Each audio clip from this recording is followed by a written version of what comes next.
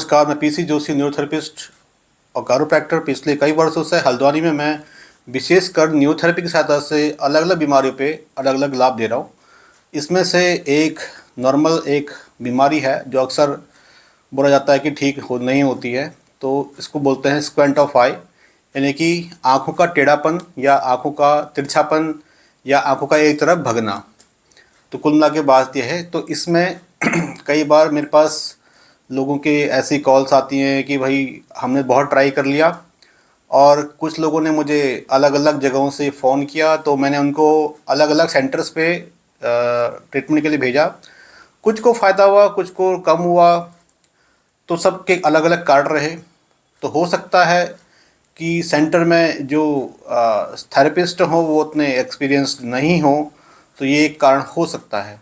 तो इसमें हम क्या ट्रीटमेंट देंगे कि आपकी आँखों का भेंगापन ठीक हो जाए। तो इसका जो सबसे पहले जो हम न्यूरोथेरेपी में हम सभी को पता है, जितने भी न्यूरोथेरेपिस्ट हैं, तो हम सबसे पहले पेट ही ठीक करते हैं, और उसके बाद जब पेट वेट उनका बिल्कुल ठीक हो जाए, उसके बाद हम रूट कॉज पे काम करना शुरू करते हैं, यानी कि हम तिरछेपन पे काम करना शुरू कर देते हैं। जो भेंगापन है आँखों का, उस पे काम करना, या ये जो स्क्वेंट आई है उस पे हम काम करना शुरू करते हैं। तो पहले तो मैंने आपको घर बैठे कैसे करना है वो मैंने आपको सिखाया था कि आप ऐसे ऐसे कर लें लेफ़्ट में, है ना। तो वो सब मैंने आपको बताया। लेकिन उसके बाद भी कुछ लोगों की शिकायतें थी कि साहब मैंने वहाँ पे करवाया, तो 15 दिन हो गए, 20 दिन हो गए, 1 महीना हो गया, तो बहुत ज़्यादा अंतर नहीं आया है, या अंतर आया है तो 50-60% अंतर आया है, और बाकी का अंतर नहीं आया है। हो सकता है उन्होंने किसी और वजह से आपका कुछ और रूट आपका देखा हो। ये तो खैर वो थेरेपिस्ट ही बता पाएंगे वहाँ पर उन्होंने क्या आपको समझ के क्या ट्रीटमेंट दिया। लेकिन जितना मैं समझ पा रहा हूँ, ये थेरेपिस्टों के लिए भी है जो हमारे पूरे इंडिया में काम कर रहे हैं और बहुत अच्छा काम कर रहे हैं। तो क्या करना है कि आपने एक ट्रीटमेंट आप लिख लीजिए इसको, 20 राउंड एरो। अगर आपके मतलब बाईं आँख में, ये मेरा दायां है, मैं ये मेरा दायां साइड है, ये मेरा बायां साइड है। अगर 12 मतलब ये आपका जो बायां साइड का अगर आँख में प्रॉब्लम है, तो उसको हम क्या ट्रीटमेंट देंगे वो मैं आपको इसमें बताने जा रहा हूँ।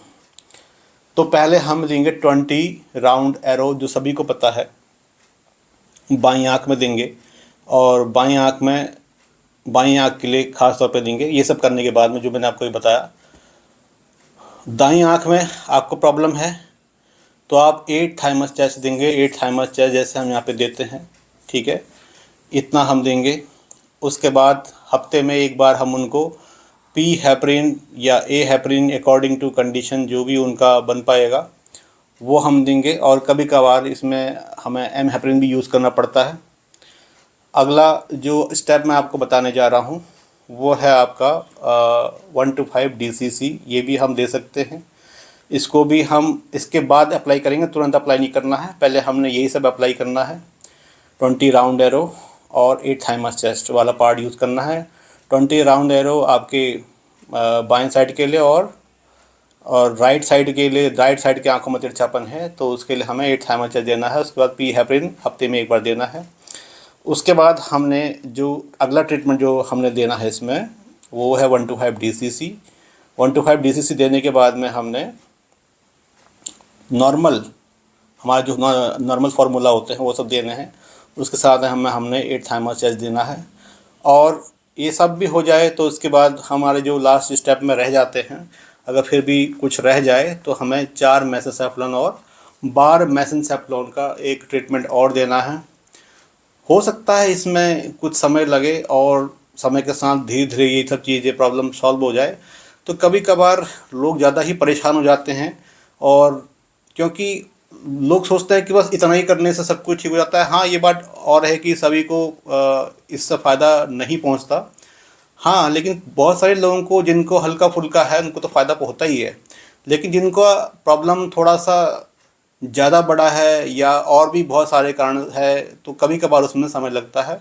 तो जिनको स्क्वेंट आई है, सबसे पहले तो वो अपने नज़दीकी जो थेरेपी सेंटर है उस पर जाएं, और वहाँ जाके उनसे मालूम करें कि कि सर हमें ऐसा ऐसा प्रॉब्लम चल रहा है, तो इसमें हमें क्या ट्रीटमेंट देना है, बाईं साइड में है, दाईं साइड में है, तो वो उसके अकॉर्डिंग ट्रीटमेंट देंगे। तो ये ट्रीटमेंट उन्हीं लोगों के लिए है। तो अभी के लिए इतना ही।